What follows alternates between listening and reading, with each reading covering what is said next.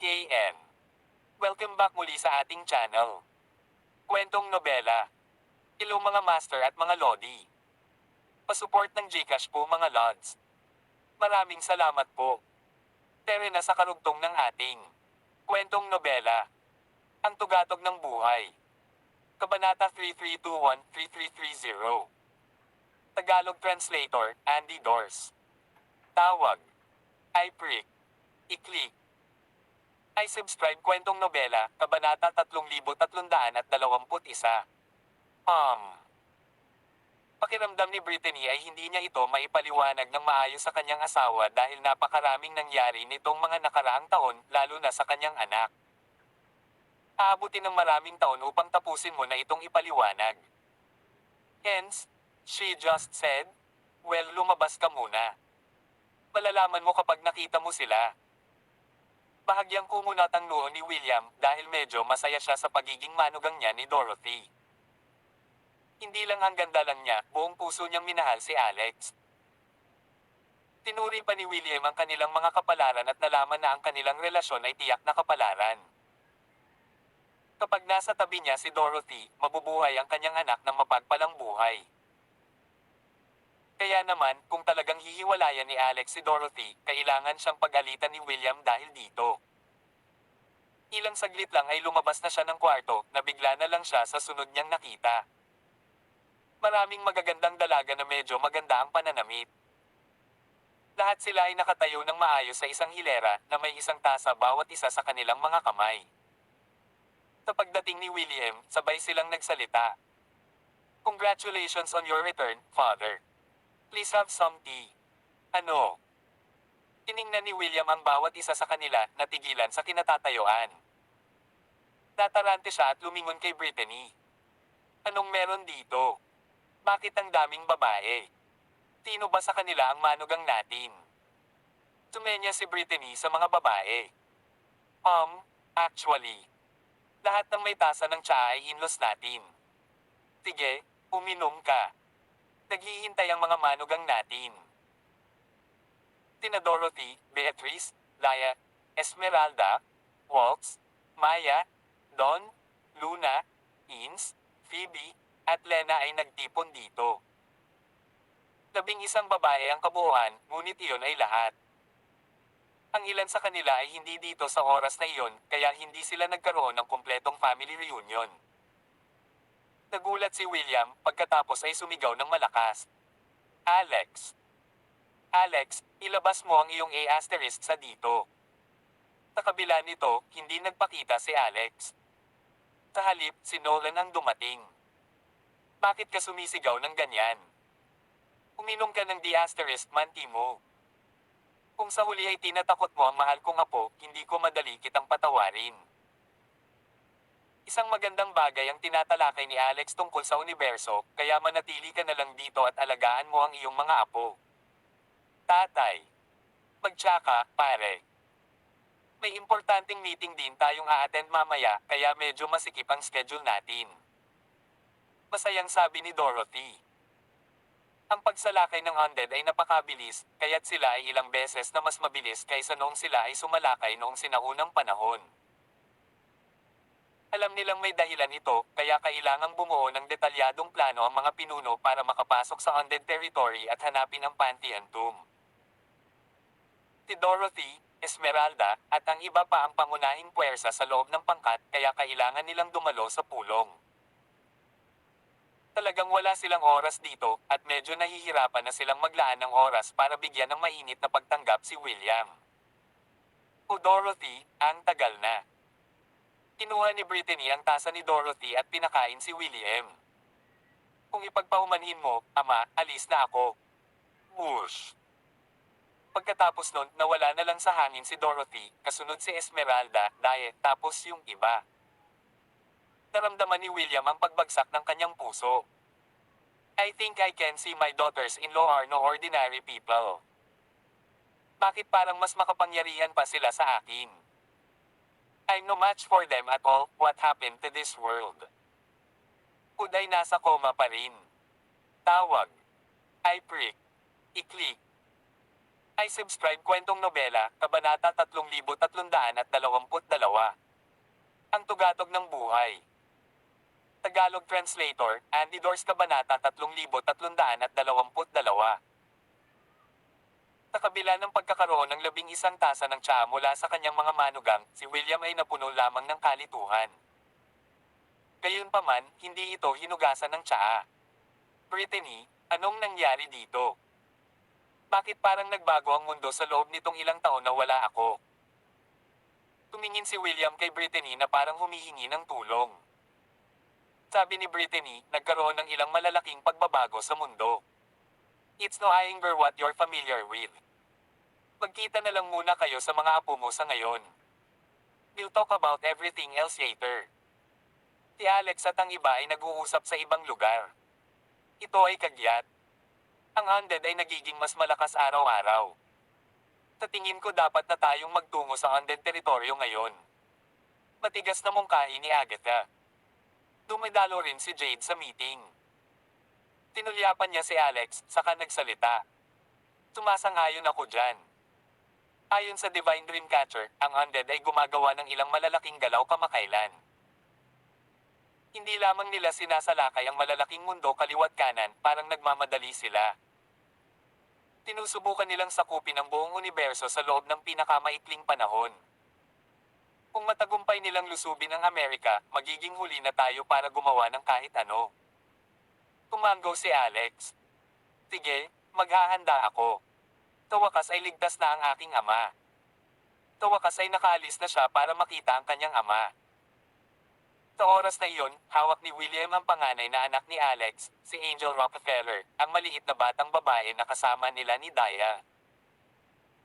Dahil hindi pa sila nagkikita noon, tila nagalit ang maliit sa kabila ng pagkuha ng sobra ng pera mula sa sarili niyang lolo. Mukha pa siyang iiyak, nakapaut ang maliliit niyang labi. Ang ibang mga bata ay tila kinakabahan din, lahat ay nagtatago sa likod ni na Beatrice at Lena. Ayaw nilang mahawakan ni William na para bang iyon ang pinaka-nakakatakot na bagay na dapat nilang gawin. Nang makita ang kanyang ama na nagmumula sa kabilang panig, si Angel ay mukhang natagpuan niya ang kanyang tagapagligtas na tumatawag sa kanya. Papa, hawakan mo ako. Pagkasabi niya nun, umagulgol na talaga siya. Agad namang tumalon si Alex. Gayunpaman, bago pa man niya ito maabot, nagpumiglas ang batang babae mula sa pagkakayakap ni William at tumalon sa braso ni Alex, pinulupot ang kanyang mga braso sa leeg nito. Pagkatapos ay bumulong siya sa tenga ng kanyang ama.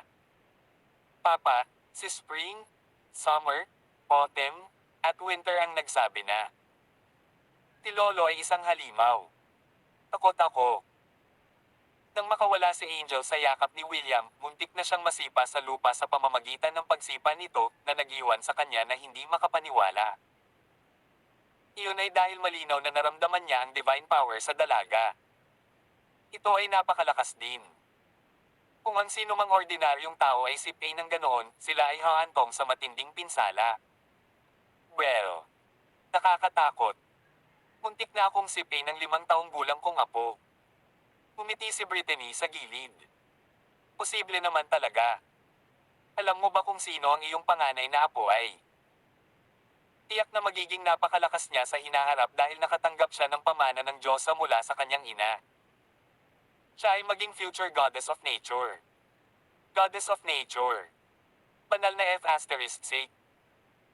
Pagkatapos ng maikling paghinto, nagtanong siya, bakit parang natatakot sa akin ang maliliit na bata? Tinabi pa nila na ako ay isang halimaw. Oh, at huwag mong subukang ipamuka na nag-hallucinate ako. Narinig ko silang malakas at malinaw.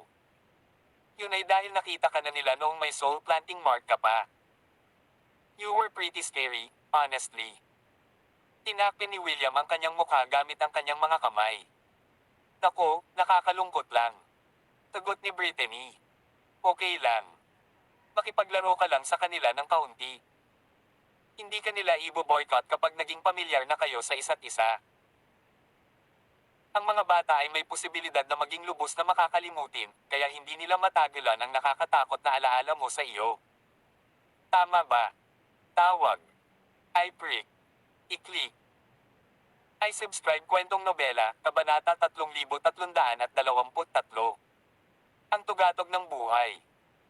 Tagalog translator, Andy Dors Kabanata 3323. Maya-maya, ibinaba ni Alex si Angel at lumapit kay William. Kamuling pagsasama ng dalawa, bawat isa sa kanila ay nakaramdam ng isang alon ng emosyon na bumangon sa kanilang mga puso. Upang mahanap ang kanyang ama, kinailangan ni Alex na sundan ang kanyang mga landas, naglalakbay sa maraming lugar. You little brat. Sa huli, si William ang unang sumuntok sa balikat ni Alex ng pabiro. Tatay. Sabi ni Alex habang namumula ang mga mata matapos sabihin iyon sa unang pagkakataon sa Forever.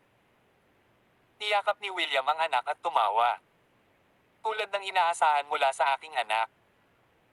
Ang mga taong may aktwal na kakayahan ay hindi kailanman mananatili sa dilim ng matagal. Sila ay nagninangas tulad ng mga bituin sa langit. Kaya lang kailanman ay inaasahan na ikaw ay lumago ng ganito. Ngunit, ikaw na munting pump, paano ka napunta sa napakaraming asawa? Isinantibi ang iba, paano isa sa kanila si Beatrice.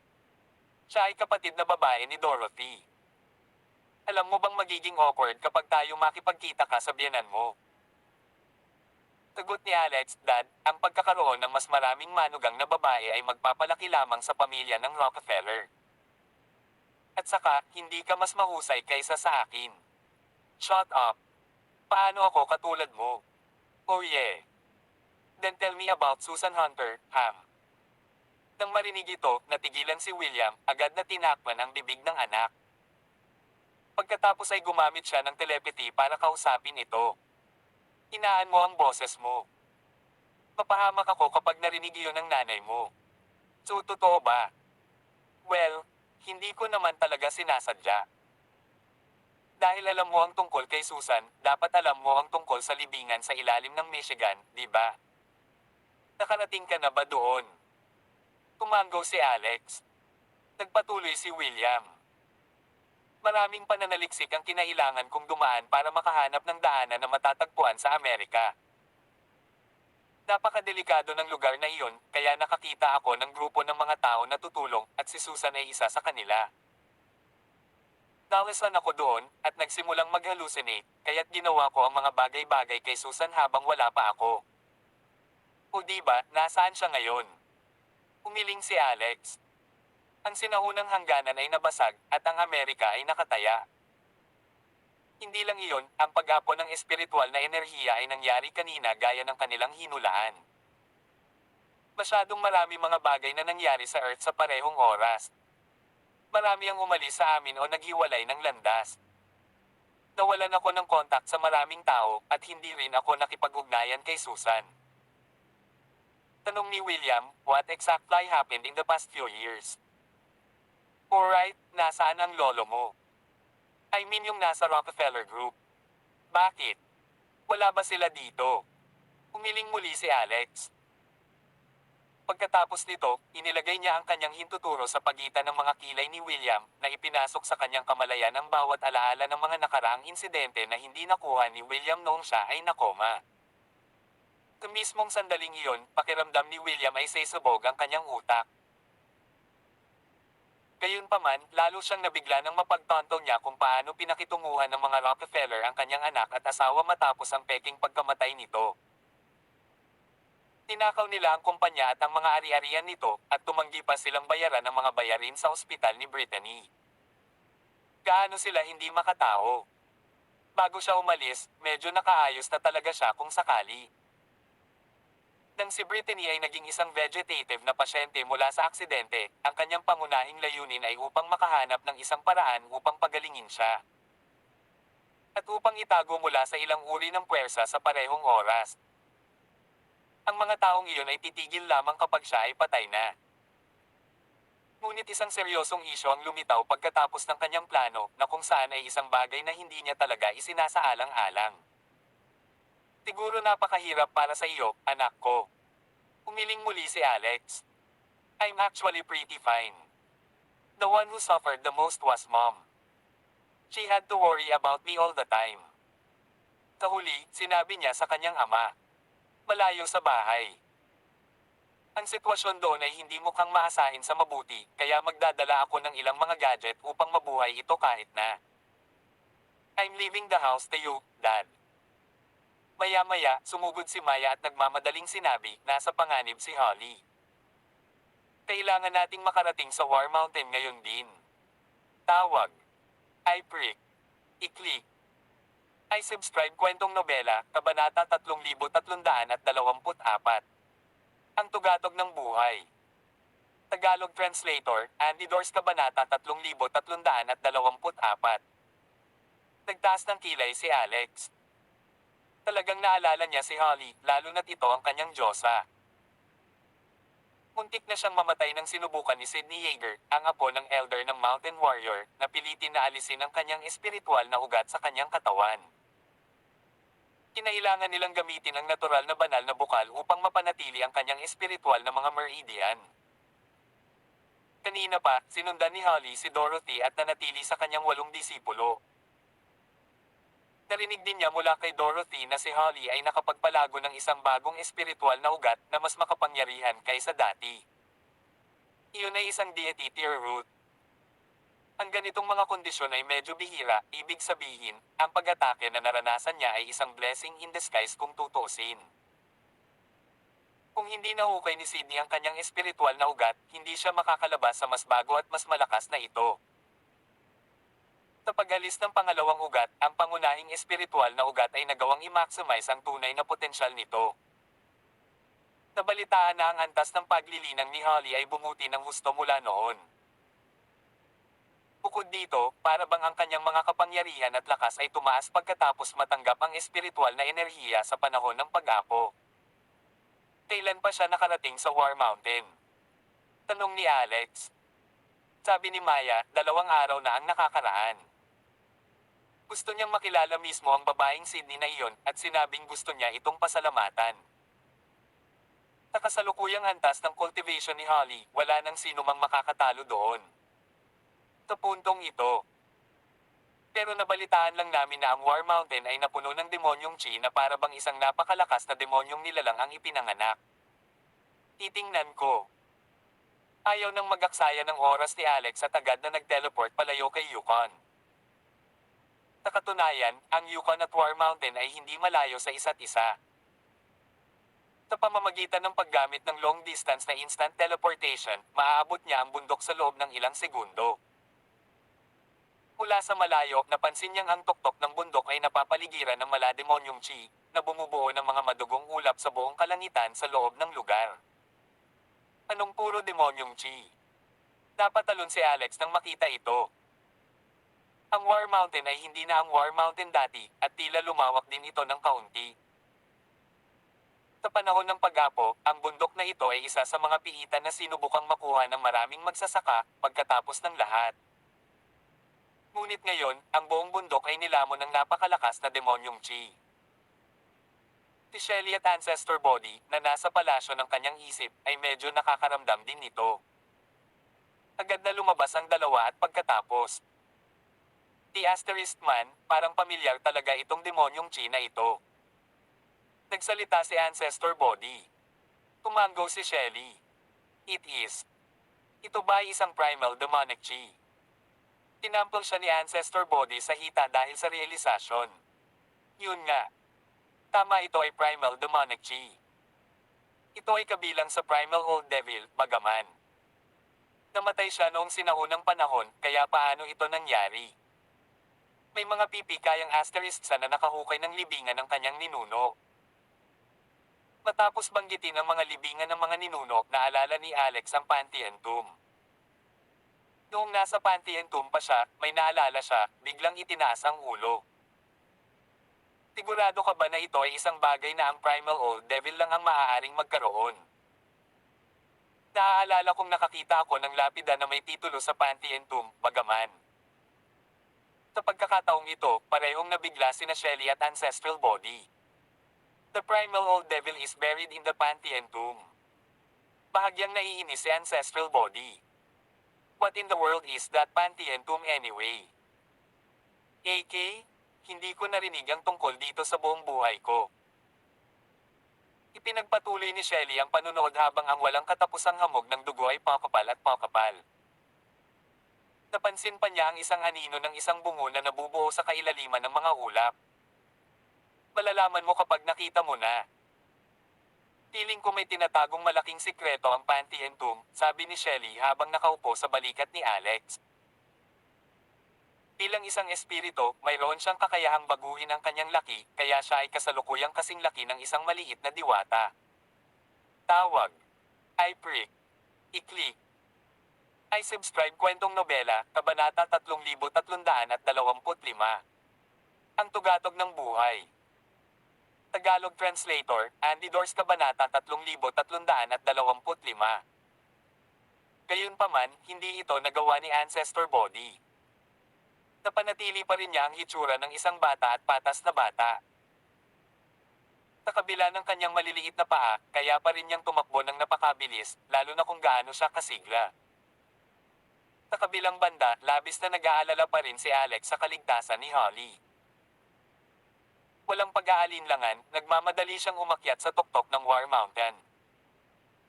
Sa hindi inaasahang pagkakataon, ang mga tarangkahan patungo sa War Mountain ay binabantayan pa rin ng ilang mga disipulo sa panahong tulad nito. Nang makita si Alex at ang iba pa na sinusubukang umakyat sa bundok, agad silang hamarang upang harangan ang kanilang daan. Ang War Mountain ay pribadong pag-aari. Bawal ang mga tagalabas. Ang dalawang alagad ay nakatayo sa gitna ng daan. Tinulyapan sila ni Shelly at malamig na bumantong hininga. Ang Mountain Warriors dati ay kilala bilang isang sikat na angkan.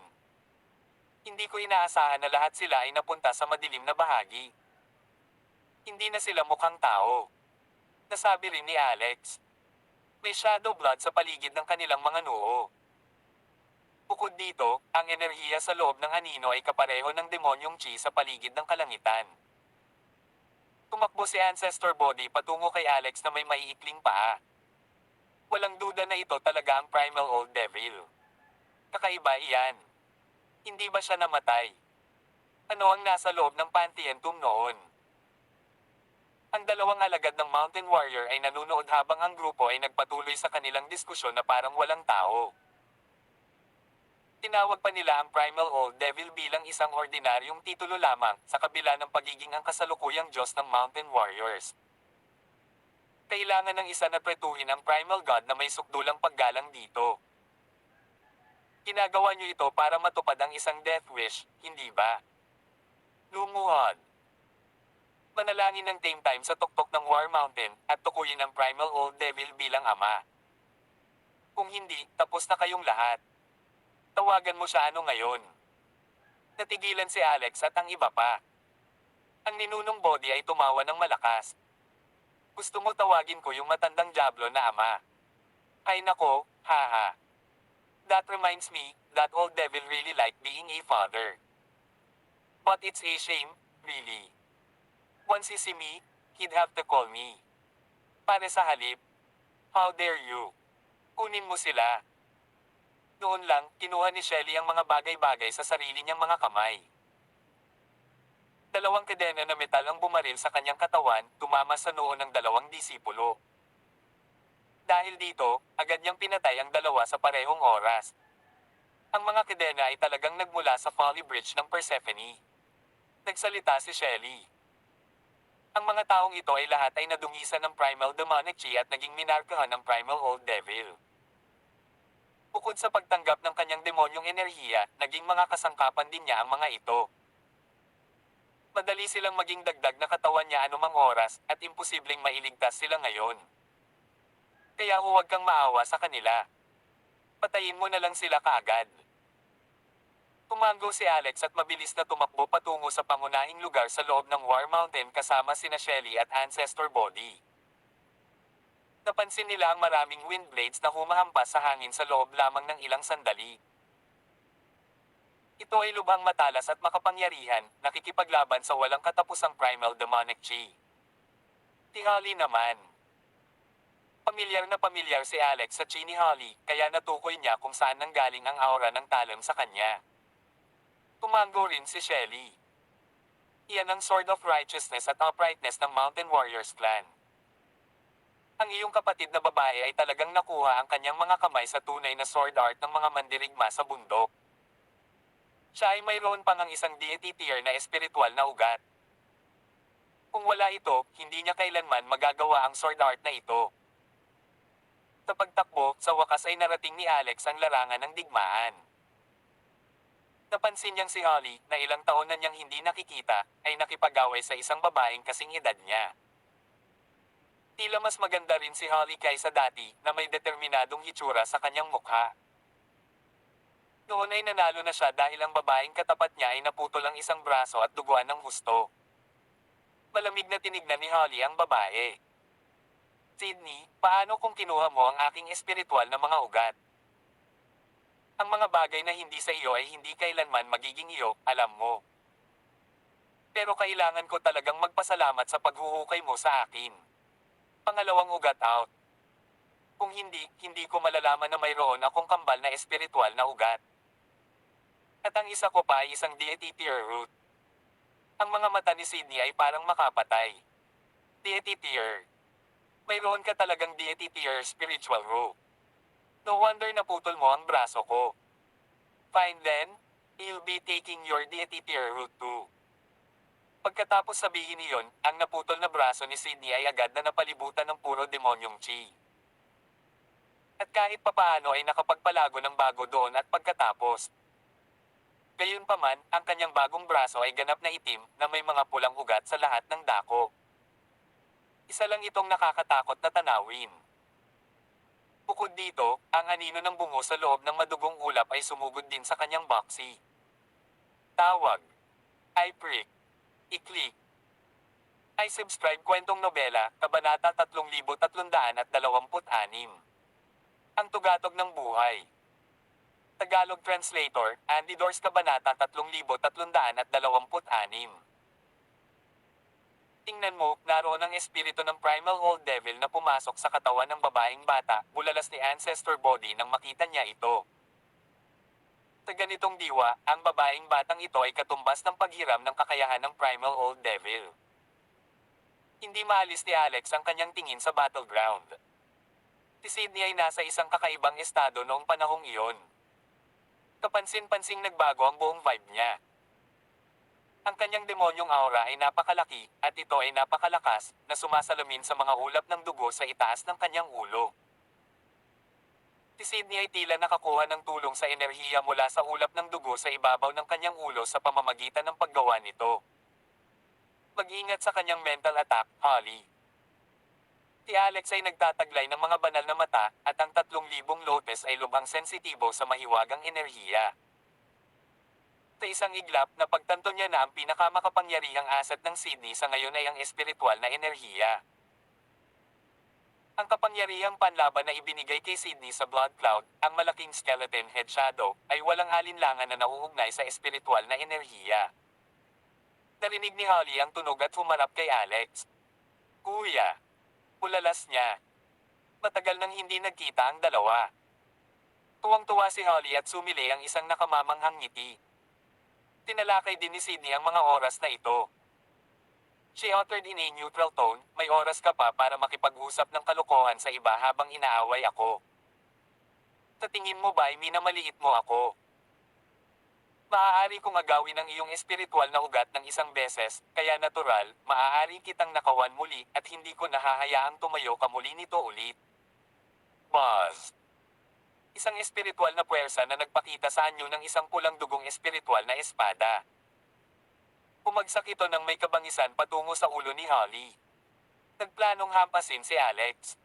Pinigilan naman siya ni Shelly. Tingnan muna natin, tumingin ka sa taas. Natigilan si Alex at tumangala sa ulap ng dugo sa itaas ng kanyang ulo, nakita lamang ang isang misteryosong anino na nagkalat sa loob ng mayamang dugong pula. Gayunpaman, ito ay isang flash lamang. Imposibleng makakita ng masyadong malinaw. Ano ba talaga? Natigilan si Alex. Is it like a hidden realm? Hindi sigurado si Shelly. Samantala, ang salungatan sa pagitan ng Holly at Sydney ay naging direkta. Ang espada ni Holly ng katwiran at katwiran ay parehong kahanga-hanga. Ang 7 talampakang berdeng talam sa kanyang kamay ay talagang hindi pangkaraniwan kung saan ang isang maliwanag na liwanag ng espada ay sumabog, isang malaking bahagi ng matuwid. At ang patayong aura ay bumulwak mula sa tuktok ng espada, sa kalaunan ay bumuo ng kakaibang bilangguan, na humaharang sa kulay dugong espiritual na longsword ni Sydney. Buzz! Nakulong ng matuwid at tuwid na aura ang espiritual na espada ni Sydney. Nagdulot ito ng matinding pagyanig. Isang dagandong na tunog din ang narinig. Yung matuwid at tuwid na aura, bagay talaga. Ito dapat ang kalaban na ayaw ng Primal Old Devil na harapin ang pinakasinabi ni Ancestor Body. Mukhang naaalala ko na noong sinaunang panahon, pinigilan ng matuwid at tuwid na aura ang Primal Old Devil, pagkatapos nito ay lumayo siya sa kailaliman at pinilit na hindi man lang manggahas bumalik sa dati niyang tahanan. Ito ba ang ayos ng tadhana? Tumingin ka doon, muling sabi ni Shelly sa sandaling iyon. Kahulap ng dugo. Muling lumitaw ang imahe. Ang isa pang kalansay ay bumaba mula sa langit. Kasabay nito, nakita ni Alex, Shelly, at iba pa ang isang mas malinaw na imahe. Mukhang lapida. Paliwanag ni Alex. Hindi, ito ay isang libingan, hindi isang lapida. Ang libingan ng Primal Old Devil, sabi ni Shelly. Nagulat si Alex, the Tomb of the Gods. Nakita ko nga ang anino ng isang tao, at kung hindi malabo ang aking mga mata, ang taong iyon ay malamang na ang Primal Old Devil, sabi ni Body Elder. Ang labanan sa field ay muling naging mahigpit sa puntong ito. Itinapon ni Sydney ang kanyang spirit sword bilang pabor sa kamay ng Demon God.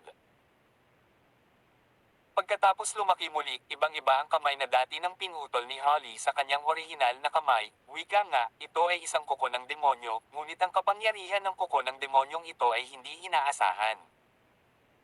Ito ay talagang hindi naapektuhan ng mga espada at sibat. Maaari itong direktang sumama sa 7 talampakang berdeng talam ni Holly. Para sa isang maikling sandali, ang tibak ng katwiran at katwiran ay hindi nagawang maputol ang kuko ng Diablo. Tawag. I-prick. I-click. I-subscribe kwentong nobela, Kabanata 3327. Ang tugatog ng buhay. Tagalog Translator, Andy Dors Kabanata 3327.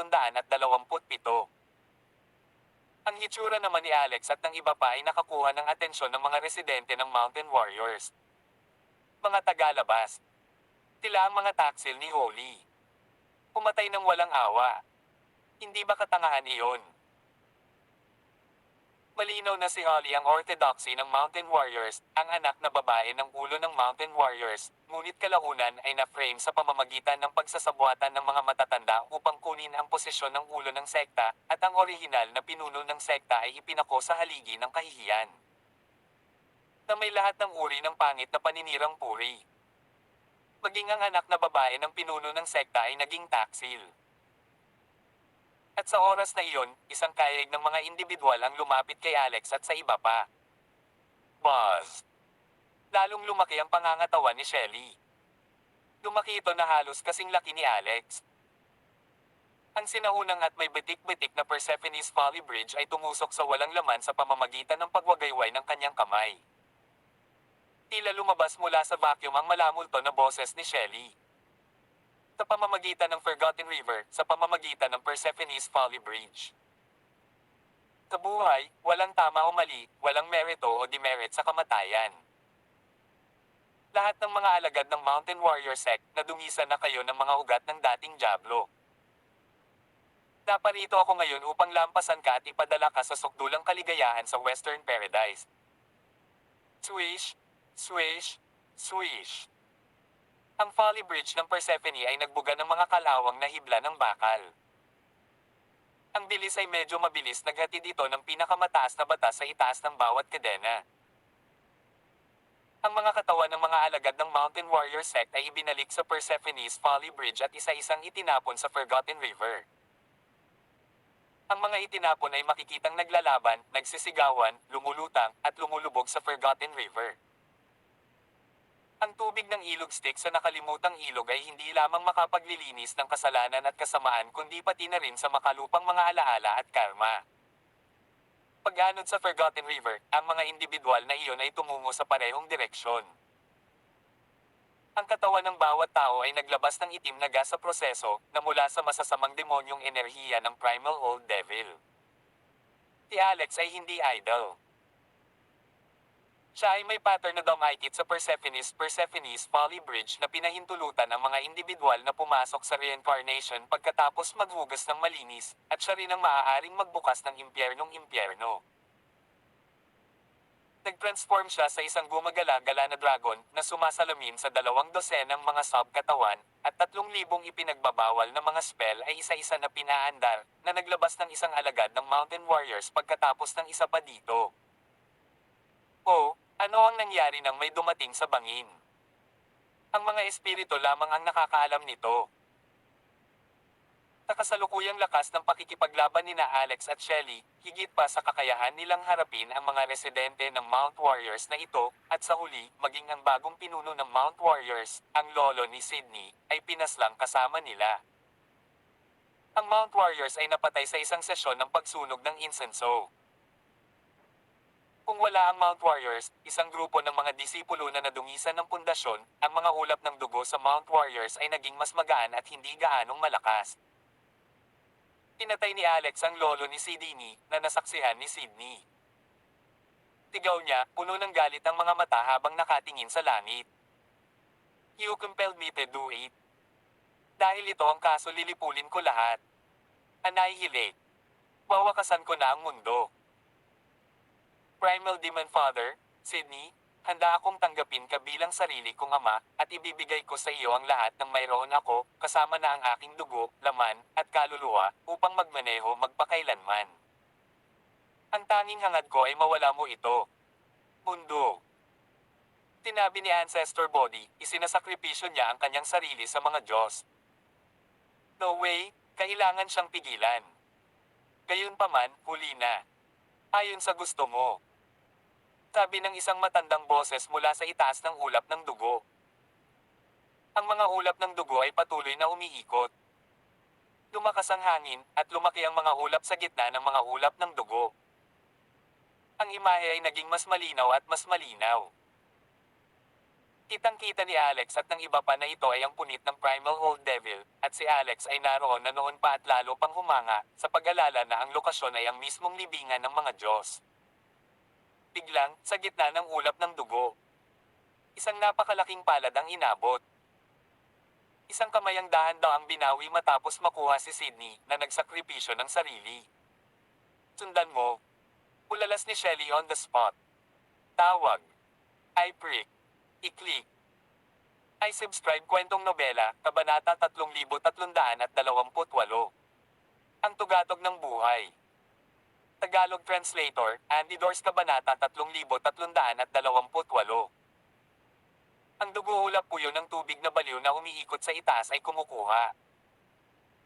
Hinawakan ng kamay ng Primal Old na demonyo si Sydney ay lumiit pabalik sa gitna ng puyo ng tubig. Wala ng oras si Alex para mag-isip ng mabuti matapos marinig ang sigaw ni Shelly, at agad siyang sinundan patungo sa puyaw ng tubig, habang nakita ni Ancestor Body ang tamang sandali at itinapon ang sarili sa palasyo ng isip ni Alex. "Hintayin mo ako, kuya." Nagmamadali si Alex patungo sa langit nang mapansin siya ni Holly. Hindi na rin niya ito masyadong inisip at itinadyakan ang kanyang mga paa habang nagmamadaling umakyat. Mag-ingat sa Primal Darnonichi sa Blood Cloud. Paalala ni Shelly sa kanila. Tinundan siya ng Folly Bridge ng Persephone sa kuweba pagkatapos tumawid sa kalangitan. Hinawakan ni Alex si Holly. Napuno ng hangin ang banal na enerhiya ng kanyang katawan. Hindi mabilang na mga tekstong Budista ang bumabalot sa kanyang buong katawan, at kasama nito ang buo na bumabalot kay Holly's. Ang kuweba na nabuo ng Primal Blood Mist ay parang isang shortcut na partikular sa Tomb of the Gods, ngunit ang nakapalibot na natatakpan pa rin ng pulang ulap ang lugar. Nang madikit ang katawan sa maulap na ulap, agad itong gumawa ng corroded sound. Naramdaman ni Alex na lumiwanag ang holy energy rune sa ibabaw ng kanyang katawan. Talabanan laban sa Beyond Fog energy. Buti na lang at pinaalalahanan siya ni Shelly. Kung hindi ginawa ang mga paghahanda, siya ay itinapon ng tuluyan sa fog ng dugo na may masamang resulta. Si Shelley naman ay hindi na kinaya. Tumalon siya sa Persephone's Folly Bridge sa kalangitan, gustong gamitin ang Persephone's Folly Bridge para protektahan ang sarili. Kapag dumating ang Folly Bridge ng Persephone, ito ay hindi inaasahang naging dysfunctional, naglalabas ng panaghoy. Hindi gumagana. Ang primal demonic chi ay napakalakas hanggang sa punto ng latak at hindi ito makakatagal ng walang proteksyon ng purong banal na kapangyarihan. Ikaw ang bahala, Alex. Itinago ni Shelley ang Persephone's Folly Bridge at ibinaw ng kanyang daan sa palasyo ng isip ni Alex. Gusto mo ba talagang maging kaawa-awa? Hindi nakaimik si Alex. Siya ang sumigaw sa kanya na sumugod. Ngayong may problema, agad siyang tumakas ng mag-isa. Kung walang loyalty, mawawalan siya ng mga kaibigan, tama ba? Ang pangunahing tanong ngayon ay, paano haharapin ni Alex ang isyong ito? Ako ay isang espiritual na katawan, hindi ako makakalaban ng mahabang panahon sa ganitong uri ng demonyong chi, ngunit maaari mong lalabanan. Ang iyong banal na kapangyarihan at banal na kapangyarihan ay ang pinakadalisay na banal na kapangyarihan, hanggat ang banal na kapangyarihan sa iyong katawan ay hindi namamatay, the primordial magic just cannot help you. Sabi ni Shelley sa isip niya. Sumagot si Alex, posible bang umatras? Ang pagpunta sa libingan ng mga Diyos ay isang appointment na ginawa kasama ng iba, ilang makapangyarihang katulong ang wala ngayon. Kung nagmamadali ako ngayon, malamang na mawawalan ako ng pakikipag-ugnayan sa mga tao sa base. Hindi ka na makaka-address ngayon. Sa halip, kailangan mong bilasan. Malapit nang maglaho ang primordial demonic chi, pagkatapos ay kakanselahin ang passage shortcut na ito, at bago ka makadaan, maglalaho ka dito kasama ang passage, hindi alam kung saan. Para pumunta, sabi ni Shelley. Nang hihinayang, sumagot si Alex, alam kong hindi ka masyadong mapagkakatiwalaan. Gayunpaman, ngayong lumala na ang sitwasyon, imposibleng hindi sundin ang kanyang mga tagubilin. Dali-dali niyang ginamit ang lahat ng lakas niya at pumailan lang sa langit sa itaas. Nananaginip ang isa kapag sinubukan niyang dumaan sa dimensional na landas ni Alex. Ang figure sa kabilang side ng whirlpool ang gumawa ng ingay na iyon. Pagkatapos, mula sa vortex hole, nahulog ang anino ng kalansay na kulay dugo. Boom! Tarat-tarat. Isang pagsabog. Tinamaan si Alex ng unang kalansay. Ang banal na kapangyarihan ron sa kanyang katawan ay nagbuga ng gintong liwanag. Tapos, may dumagundong na tunog. Ang banal na kapangyarihan ron ay agad na natupok ng kalahati.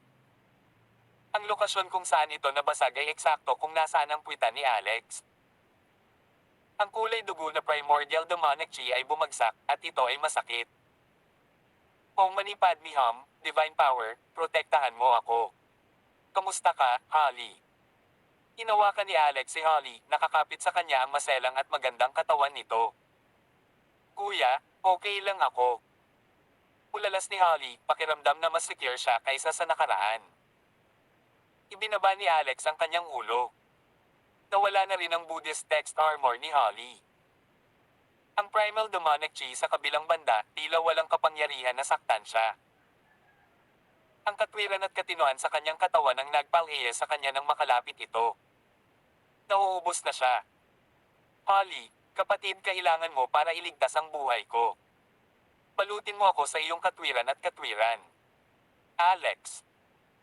Tigaw niya nang maramdaman niyang nabubulok na ang kanyang A** sa tawag. I prick. I-click. I subscribe kwentong nobela, Kabanata 3329. Ang tugatog ng buhay. Tagalog Translator, Andy Dors, Kabanata 3329. Hindi mabilang na primal demonic chi ang nahammer sa lugar na iyon. Gayun din. Ang primal demonic chi ay napakalakas, at pagkatapos ng pagbabarena sa katawan, sinira nito ang mga acupuncture point sa buong katawan na nagdulot ng matinding sakit. Sa kabutihang palad, mayroon siyang 3,000 bulaklak ng lotes sa kanyang katawan na umindayog, at isang kapangyarihan ang nagpatigil sa demonyong chi. Ang primal demonic chi ay nilamon nila. Nagulat si Alex sa katotohanan na maaari pa rin niyang ubusin ang primal demonic chi. Posible bang gamitin ang Great Swallow's Belly? Kahit na ang katwiran at katwiran ay hindi napigilan ang mga anino ng kalansay na tumakbo pababa. Si Sydney ay nabubuhay pa sa sandaling ito. Tumawa siya ng malakas habang kitang-kita niya sina Alex at Holly na tumatakbo mula sa ibaba at nauwi sa gusot sa ilalim ng paghabol ng mga anino ng kalansay. Hindi mo ako kayang labanan, Holly. Pinatay ko ang iyong ina at ninakaw ang iyong espiritual na ugat, ngunit ano pwede ginagawa mo sa akin? Isa na akong alagad ng unang demonyo, at kahit na magsakripisyo ako, mas marangal pa rin akong nilalang kaysa sa iyo, at ikaw, pati na ang taong gusto mo, ay mamamatay din dito sa isang punto. Pinatay mo ang nanay ko. Malakas na sigaw ni Holly.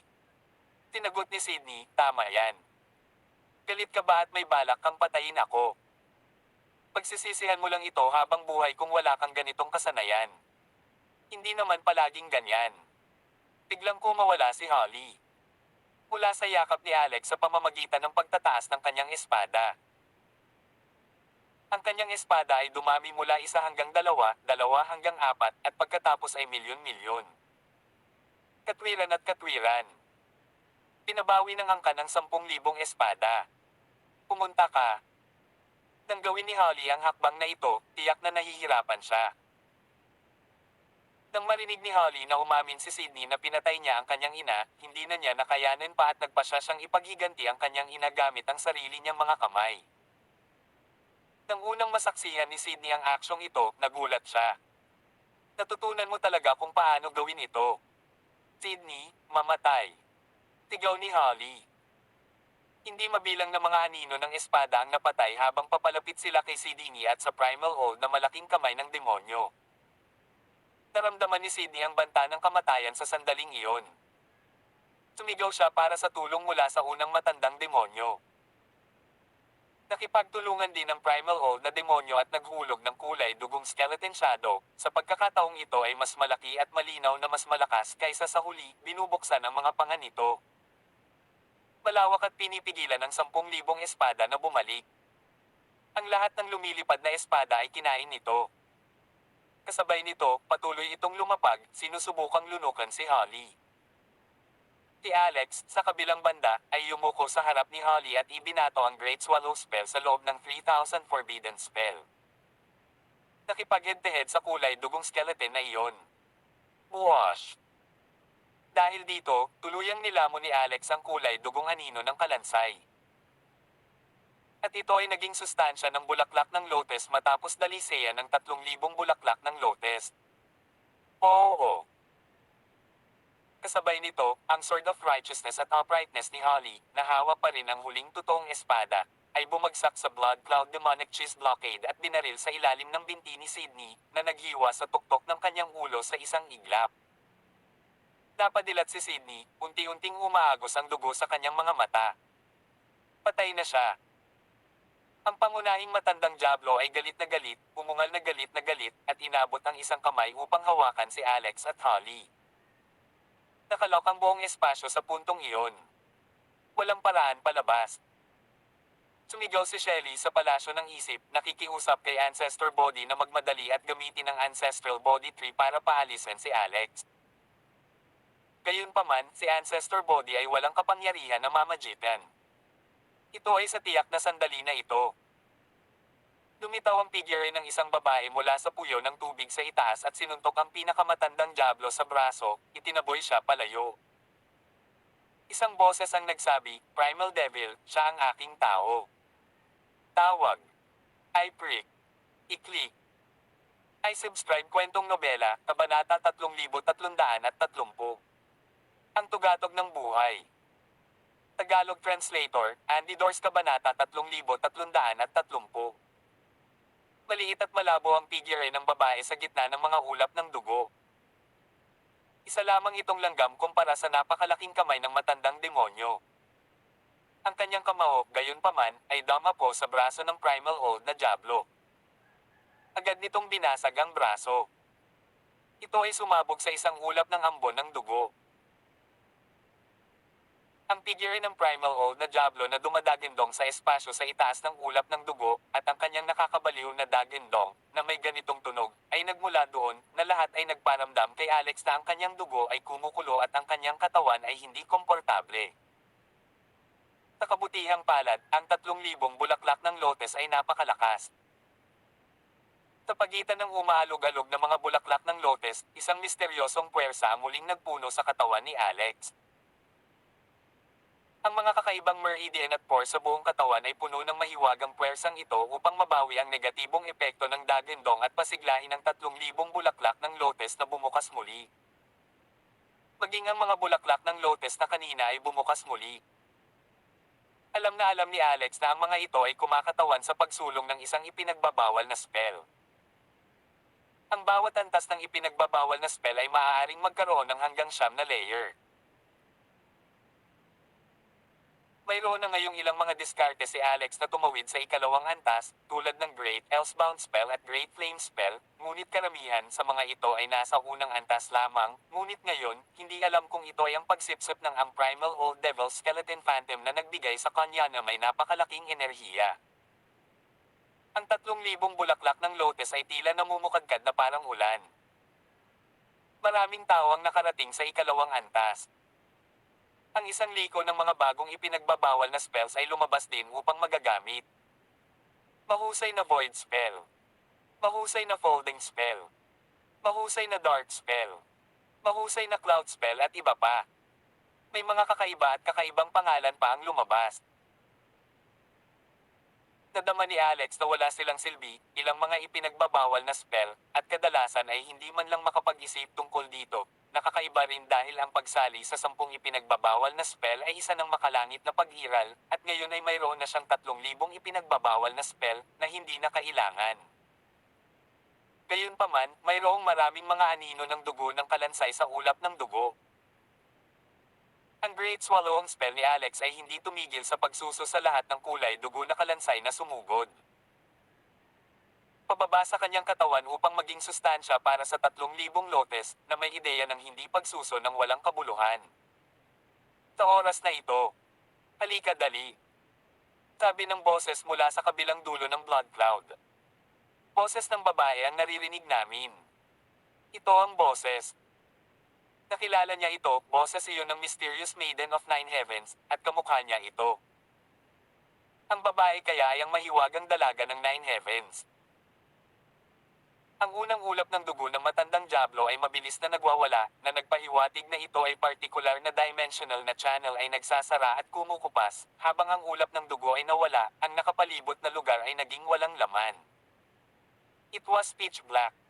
It was imperceptible. Tanging ang sabik na boses ng babae ang maririnig na sumisigaw sa kanya, sumugod ka kaagad kung ayaw mong mamatay. Si Alex ay nagkaroon ng panandaliang daanan salamat sa kanya.